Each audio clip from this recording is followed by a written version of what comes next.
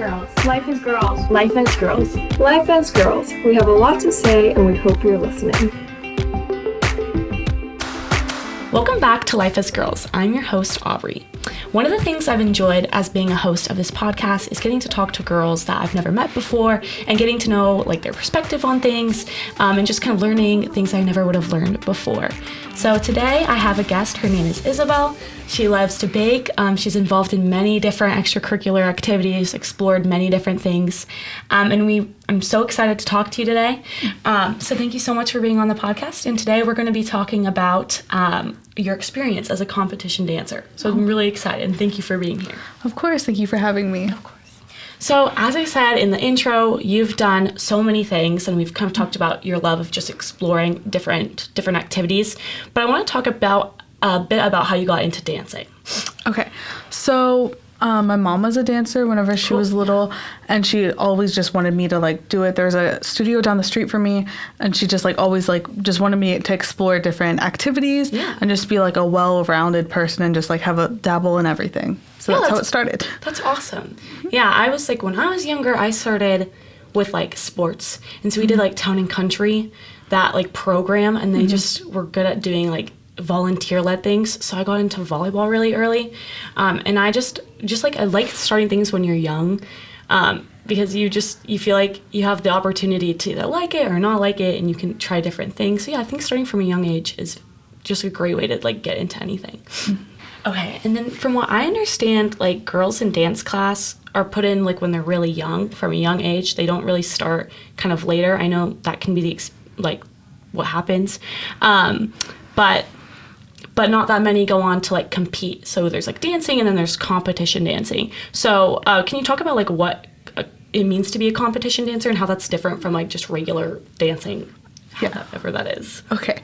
So regular dancing, it's just going to be like just studio classes. You aren't going to have like a group of people that you just like do dances with normally. Sometimes if you are like in a recital class, you do it in like the spring semester if you're just like learning a dance to perform it in like a recital show, but it isn't for competition at all.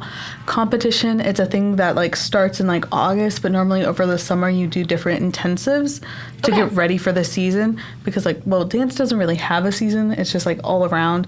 Right. Okay, that makes sense. It's just like during the school year. Particularly in spring is whenever competitions like really like start and like are really like there. But for competition, you like have a group of people, like you audition mainly. Sometimes you don't have to audition. It just depends on the group that you are joining. Okay. And you do, sometimes it's going to be like Saturday rehearsals, or sometimes it's going to be like a weekly rehearsal. So you would have like, for me, I have a class, and then I have an hour and a half of just like my team, like us learning different dances. Okay. And for me personally, we learn dances in like 3 to 4 of those, but sometimes it's less, sometimes it's more. Right. Okay. Like, so it takes a long time. That's a lot of work. Yeah. And then you said like it kind of goes on all year round, which makes sense because it's not like a seasonal thing. But when you're like when you're doing competition dance, I don't know, like, do you do it through school, or is there like a program, like a club for like sports? You can do like club sports, and that's like a different program. It's not through school. So is competition dancing, do you do it through school, or do you do it like outside of school? For me, I do it outside of school, but like a lot of schools do have it inside of school because, of course, drill teams in Texas, they are very like insane. Yes, I know exactly what you mean. Okay, good to know. Okay, cool. And so that kind of leads us into our next question, which is like, when you're doing competition dance, you have to be part of a dance company. Mm-hmm. So talk about your experience with the dance company, because I know you've talked about that. Yes. Dance companies can be really, really stressful, but also really rewarding. My experience is it's better whenever the group is like closer to your age, and like, it's just like people are just like kinder. I've been in like I've danced at 2 different studios. Okay. And the first studio I was at, it was very like just stressful because our rehearsals were like 9 hours long on Saturdays. Oh wow, so it's taking up a lot of your day. Yeah. Yes, and it was just really, really stressful, and like everybody was like really nice, but it was just hard because we were all just different ages. We're like mainly like like 4 years apart. That would be like the most, but also we were just all over the area, and it was just like really hard to like make connections with people. Yeah. I think like the nice part about doing sports or dance is a sport. I should have made that clear. It definitely is a sport, but doing like extracurricular activities through school is that like everyone is in like that 4-year age range, freshman through senior. So is it like, you said it's hard to connect with people. Is that like, do you think leads you to ultimately like wanting to stay with your studio or like leave if you don't have like that kind of close-knit age group situation? Yeah, definitely if it's like a more like wider age group, it's like definitely you're like taking a step back and you're like, this isn't like really for me. Yeah. Plus like there's all different types of levels in a company, and you have like, it's like divided by age, like from there by the types of levels, which I really like, because it's like not so stressful like dancing with like a second grader compared to like a 12th grader. That's like a really wide range of like different things. Right. And then also, do you guys do like one type of dancing, or is this like, do you have to specialize, or do you get to just kind of do like everything or like a range of things? Normally it's like a range of things, but definitely different companies have like their specialties. Okay, yeah. So it's like different things. Like the first company I was at is very tap based. Okay. And the company I'm at now, it's very like contemporary jazz based. Cool. And that's like the founding like pillar things for like that company, and like the branches off that you take classes from. That's normally like the circle that you are in. Cool. Okay. And then when you do competitions, can you be like, do you get to choose what competitions you get to be a part of, like what dances you get to be a part of, or is that like an assigned thing that like the, I guess, director is in charge of? Normally it's the director. Okay. You don't really get like a say in it. Like it's just like based on different skills you have and how much time you have available. Right. Okay. So I'm guessing like what happens, can you get like cut if you're not, kind of how is the situation between like, if the director has a say and they get to like choose who does it and who doesn't, do you all like work at this dance in the beginning and then they like cut you out and you don't play anymore? Or is it kind of like you're a backup? How does that situation kind of work? There definitely are backups, and there's definitely people who get cut. Like if there's a step that they add in like last minute that it's a skill that you haven't learned or anything, you can get cut. Sometimes if like it's a height thing, so if it's like a triangle, like if it's a triangle pyramid type of thing, and they need someone to like balance you out on the other side, but if it's like not like the same height as someone, you can be cut because it's not like pleasing to the eye, because it's like off. Well, that's interesting. Like you could get cut out from a performance not based on your skill. I imagine that's kind of like, it doesn't feel good. I can only guess. Yes, it's definitely like just like you're like, oh, that really hurt, but like you have to like understand and like move on, because like those days were like 9-hour days and you couldn't really just like stick on it for too long. You have to just be like, it's a go, and you can't really just think about it for too long. Wow. Yeah, but I mean like it's interesting because I have it to what I have to compare this to is like my experience doing sports, and the kind of what I've experienced doing volleyball is like you could be in one day and out the next, or you could like, we have like substitutions, so you could be doing really great or like having an off day and they'll like sub you out for a different player, but there's really not like an experience where you're just like, you've worked in practice really hard and then you just never get to like shine or like get your moment to like put that on the court. So it is just like a draining experience. Like dancing seems like very emotionally draining, that you're like working really hard for something and you could just be like not get to do it. Yes, it definitely is. And there are like things like you can get injured, and you experience that too, where you can get injured and then you're just like, oh my God, I literally spend all year. It's like, I've seen this before where like a girl got injured 2 weeks before a competition and then like they had to restage the dance and everything. Wow, and that's like really just like stressful for everybody. Yeah. Or like I've seen like, again, dance bombs, like you've seen things like it happens all the time. You get injured backstage, and like normally it's like in a hotel where the competitions are. Right. Okay. It's like in a convention center at a hotel. Okay. Yes, and all that flooring is carpet. So it can be very difficult, like if you're trying to practice and you slip and fall on that carpet, because that can like really just take you out right there for the rest of the season if that's like your first competition. I didn't even think about that. Wow. Yeah. Yes, like the conditions are a lot different. And like your dance floor is like, I don't know, concrete. It's not concrete. It's like padding. It's like, I think it's like mainly concrete on the bottom, and then there's like a squishy type of thing. Okay, and then it's like wood, so it can be a little springy, because you don't want to just dance on like just wood floor, because like I know a lot of people experience like really bad knee problems because you can like strain your knees if it's like too much. Really hard. Oh, yeah. Okay. Wow. Yeah. Wow, that's just crazy to me. That is insane. It's very like competitive. But then also we're talking about director having that like ultimate say. So do you think that's like an important part of finding like a company or a studio for you is like the director? Because I imagine like it can be really just hard mentally if that director is kind of always, I don't know, like has bias or like has favoritism and is like choosing, I don't know, certain people. So what kind of, do you think that having a good director is really important in doing like studio dance? Yes, but also sometimes the director doesn't have the full say. Like you can have the director of a studio, and then you can have the director of the like different teams, and then you can have the teacher. Sometimes it is the teacher because they have like, or like, yeah, they just like know like in their head they like see you dance, and like during tech classes classes are just like classes throughout the week that you take just to like for different like styles, like you can yeah, like I know what you mean. Okay, yes. yeah. Like technique and things. Yes. Okay, cool.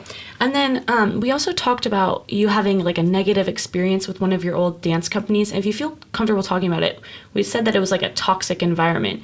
So can you kind of describe like what that experience was like for you? Yes. So my first company that I was with, that was a company that I started with whenever I was 3, and I danced there till like for about like 10 years. Wow. And at the beginning it was just so nice. It was just like I just enjoyed it so much. Good, and then I started competition at 7, and I was in like a team, and that team it just got to be so much. Again, like the 9-hour rehearsal Saturdays. Yeah. And it's a lot to deal with because like you're just so young and you're like, oh my God, what is happening? And it's like you can't experience things in school. You can't like do different field trips or things like that. And I know like a lot of people had to leave because it just got too much with homework. Yeah, and we had like required classes, and like if you missed so much you would be like kicked out, or like your parent would get like sent like a really strongly like worded email, or like have to be talked to because of like how like important like dance was like over all your like life. It was like priority. It was priority number 1. Yeah. And for me that was a lot because I want to be good in school and I want to like do different things. Yeah. And dance, I don't know if I want to do it in the future. Like I love it, but I also love doing so many different things. And it's just like, oh my God, like I don't know if I can take that because like my body is just going through like so much, like you're in just so much pain from like different injuries and things like that. And you're like, oh my God, I can't do this anymore. Right. But I think it's really valuable to like know what you can take as just like you're balancing all these different things, schoolwork is like, that is something that it shouldn't have to like disappear. You shouldn't have to put it on the back burner. So yeah, talking about like it's a lot of pressure. Did you ever have like an experience where you like had to take a step away from dance? Did you ever have like a break? Yes, I did take a break. It was whenever I left my old studio, and I took a break for about a year. I was just getting so much, and some of the teachers, they would just like say things like corrections, or like I've heard like a dance teacher say that like a girl's turns were like awful. Wow. And it just like I was just taken aback. Like teachers, you're saying that to like a 10-year-old. You shouldn't be saying that. And it's just like realizing the situation of how like deeply those words can hurt someone. It was like totally. And it was hurting me too because I would get like corrections or things like that, but it was like taken like the tone that it was taken, like talking, like telling me to, like that tone, it was just not so like, it didn't make me feel good. And I just like, I was like, I can't do this anymore. I need to take a break. I need to just have like a semester of just like my mind just to like fully just be aware of like my surroundings and just say, Totally. like, dance isn't, like, my number one. I need to focus on school and things like that. So I can, like, if I want to pursue dance, I can get it into a good college that has a good program. Like, Right. you can't just, like, focus on one thing and just, like, as you said, put something on the back burner. You Yeah. need to have, like, priorities. And Exactly. it was just getting too much as dance is my number one. Yeah, no, I can totally imagine. I think that's great. Like knowing what you can handle just as a human, it can be insane. It can be insane to do everything. I know a lot of people. I have friends that like. I actually have a friend that does dance through school, and she's like extremely like she prioritizes her grades a lot, and she's doing extracurriculars. And I just know we've kind of forced ourselves to do things that we can't always handle, and so like being able to take a break is really, really important. Yes. Yes. All right, so then I want to kind of talk about like we were talking about dance having like negative experiences with directors, and I similarly have not always had like the best experience with coaches. But for dance, we were talking about like the reasons you might have a negative experience, or you might like be struggle or getting cut from a dance has to do with things that are not like strictly based on skill. And I kind of think that kind of leads to like we were talking about how directors can like ban you based on like how tall you are and like the way you look. And so I think that kind of leads us to our conversation about like body image. This doing like dance, do you ever feel like there's like like you were feeling not great about your body, or like it kind of led to different issues like mentally? Yes, definitely. At my first studio, I was dancing a lot more. It was like 20 hours a week, and you're staring in a mirror for like basically 20 hours. It can be a lot for your brain as like a child, because you're looking at everyone around you and you're like, I don't look like everybody else. I'm not as tall, or I need to be shorter so I can dance with these people to make it look good. And it's just, it can be really stressful. Yeah. And yes, I feel like a lot of different dancers experience body image issues because you're just always being compared to different people and saying, blank like can do this skill like better, or no, this person could do like this skill better. And it's like just always being compared to people, and just like staring at yourself in a mirror for like a long time can always just take a toll on like your mental health. And it's like definitely. And I think it's crazy that it's like these kind of like own mental issues or just like negative experiences are propelled by like people and like doing like dance in general or doing sports in general, and not like it's not propelled by your own anymore. So I know that a lot of people struggle with that just personally, and like to have it be, I guess, like accentuated by like people and by like extracurriculars can be a lot, can be really negative. yes. Yeah. So we also talked about that you took a break, and I want to know like during that time, what did you do? What did you like focus on, and how did you like ultimately decide to come back? Because you said that you're still doing it now. So how did you like during that break do to like decide you wanted to do it again? So during that break, I just took, I think it was like probably a month and a half. Cool. And then I started to do rowing. And then I continued rowing for like the rest of the year. Very cool. And then I also joined my new studio. I just took like just 2 classes. It was a hip hop and a ballet. I ended up not liking the ballet because it was just like a new teacher, and it's like just getting used to different teachers, and like it was also just such a big class. Like I felt like just like very packed and like overwhelmed. Yeah. But I loved the hip hop, and I just continued with that and rowing for the rest of the year. And then at the end of the year, I decided to audition for the company there, and I got on, and then here I am now, a year later. Yeah. I'm like continuing with that. Yeah. That's great. And so like you said you're doing like a new company. Has your experience been like, I'm hoping, been better than what it was in the past? Yes, I feel like we are being heard a lot more. Good. So like if there's something like we're like, hey, I have this injury, they understand, and they're not gonna like completely take you out of the dance. You may have like a different step, or like you may like come on stage later, but you're still gonna be in it. And I just feel like a lot more like just supported. Great. That's And great. it's like it's just much more of a like better feeling there. Totally. Yeah, I'm thinking like that's so relatable what you just said, but I was thinking about it like I did volleyball for a really long time, and I know that the teammates play a really big role in like whether or not you're going to enjoy your experience, and the coaches have a really big say in whether or not you're going to enjoy the experience. And for me, a lot of the negativity came from the coaches, and if I, like the importance of taking a break from that and like finding coaches that you vibe with and finding teammates that support you is so important. So I'm so happy that was your experience, because I think like when you have that negative experience, it can be like something you really love, but if that's like you're not enjoying the people, it won't really matter how much you love it. You'll just like you'll need to take a break. Yes Totally.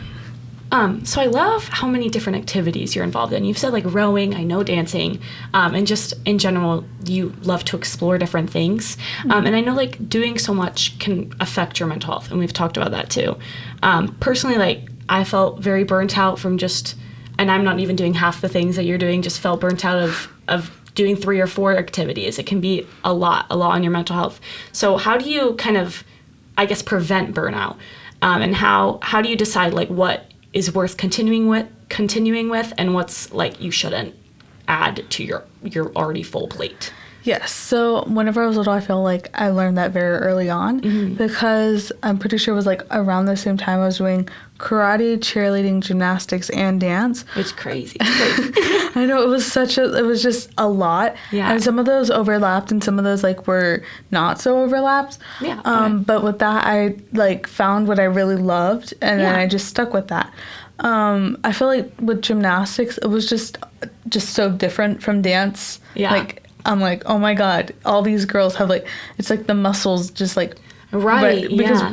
the way that we're conditioning is so different from like someone that does gymnastics, and it's just like, oh my God, like you're just like taken aback. But it's, I feel like it's really good for just dancers to experience a little gymnastics, because that might be thrown your way later in life. Totally, like different skill sets. Cheerleading, I did that like around the same time, and I enjoyed it so much. It was so fun. I love the uniforms. I just always enjoyed myself, but it was just so far away from like my area, and like the commute from school to cheer was just it was just a lot on like my plate and like my parents' plate, so we just decided not to continue with that. Right. Okay. And then with karate, I did it with my brother, and we both enjoyed it. He actually did it longer than me, but I just enjoyed it a lot. But I ultimately decided just to continue with dance, because that's something I've like done since forever, and I just wanted to grow on my skills with that. Yeah, very cool. I love that like you can try basically anything. Like the world is open to you. You can do whatever you want. But I like that there's kind of like a process to finding out like what's worth sticking with and what's like I'm okay with letting go. And yeah, I think like really just having a passion for something and like wanting to put in the time, because I know dancing takes an insane amount of time. We're talking about like it fills up your weekends, definitely. Finding something that you love and you're like willing to put in that commitment with is really, really important. Yes, and of course it's like, as I was saying, like it's so cool just to see like different things jump, like you can take different things. Like for me, I tried to do volleyball, but I was so just like, it wasn't my forte. Totally. It was just so, and I was like, it's so cool to see like different volleyball players, because volleyball is such a cool sport just to watch. I agree. But yes. it's like just so like, oh my God, I can't imagine doing that. And it's just like sometimes you're like, oh, I can take that from this sport and then transfer it to this sport. So that's something that I experienced. Yeah. You said you are a person who did something that you loved, and then it became just like something that you had too many more negative experiences with than positive, and that kind of ultimately led you to like taking a break. So like what advice do you have for others who find themselves in like a similar situation where they have something that they're really passionate about, but there's kind of like circumstances that like lead them to have negative experiences? How would, like, what advice would you give to people who are like deciding whether or not it's worth to continue doing, like they should stick it through, or like when to maybe take a break, a permanent break kind of situation? Yes. So definitely I would suggest just seeing if there's any other places around the area that offer the same thing that you are doing, because I always just like trying something new and like just getting a fresh start. And also like something like dance, you can just get different teacher perspectives. Totally. So that's something like really good just to join, like do it at a different studio. Yeah. And like say if you're doing art, like doing it at a different studio, there's going to be like different ways to teach. So definitely if you're like not like a fan of like the way that a teacher teaches, I would definitely like just say like maybe take a break for a bit, maybe just like have some time to yourself, and like you can do it at home. But also like if you still like really love it, just go and look and see, because there's so many different opportunities of like in different areas that are going to speak to different people. So I just feel like starting new in a new place, that's a really good just opportunity for so many different people. Yeah, I think that's great advice, and it translates so well to like kind of anything that you might be doing, extracurriculars. I know there's like robotics teams. You can do that in school, out of school. And for sports, like we were talking earlier about club, there's so many different club teams in Austin. For volleyball, like specifically, I can think of a dozen. So yes, a different team might be like a great fit for you. And so I love that, like just trying different things out. You never know like what you're going to love, what you're going to hate. But it's all still within like, it can all still be within dance, you know, Yes. like a different studio, but you're still dancing and you're still doing what you love. So I love that. That's great advice. Yes. That's everything that we have for today. I want to thank you so much for being on and for talking to me. Of course. Thank you so much for this opportunity. Of course. And thank you guys so much for listening to this episode of Life as Girls. We will see you next time.